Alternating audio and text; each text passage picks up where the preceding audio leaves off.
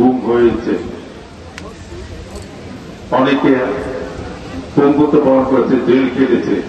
এদের যে ত্যাগ, এটাকে কিন্তু অস্বীকার করার কোনো সুযোগ নেই। এই সরকার পতনের আন্দোলন কিন্তু শুরু হয়েছিল 17 বছর আগ থেকে, শেষ হয়েছে 5ই আগস্ট।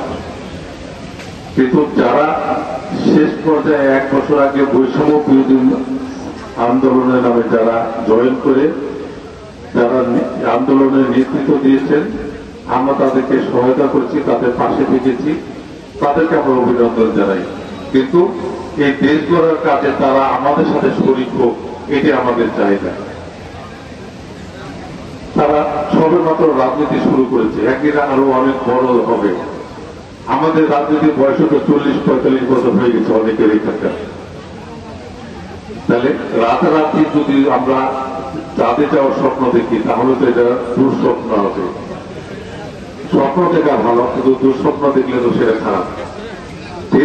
দেশকে ভালোবাসতে হলে, দেশের জনগণকে ভালোবাসতে হলে দেশের জনগণকে তাদেরকে ডেকে এনে ক্ষমতায় বসাবে। জোর করে কখনো ক্ষমতা বোঝায় না। জনগণই সকল ক্ষমতা উৎস, জনগণের কাছে গেলে জনগণই ক্ষমতা এনে দেবে। তাই তাদের প্রতি অনুরোধ, আসুন সকলে মিলে একটি সোনার বাংলাদেশ করি, আধুনিক গভর্নমেন্ট গড়ে তুলি।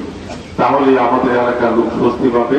এই যে দেখেন, একটু বৃষ্টি নামলে ঘর থেকে বেরোনো যায় না, পুরো গভর্নমেন্ট জীবনে ডুবা হয়ে গেছে।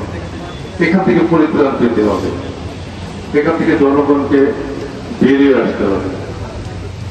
আমরা জনাব তারেক রহমানের নেতৃত্বে ইনশাআল্লাহ এই দেশ নিম্নবিত্ত থেকে মধ্যবিত্ত, আগামী 5 বছরের মধ্যবিত্তের উন্নতি হবে, এটাই আমাদের প্রত্যাশা।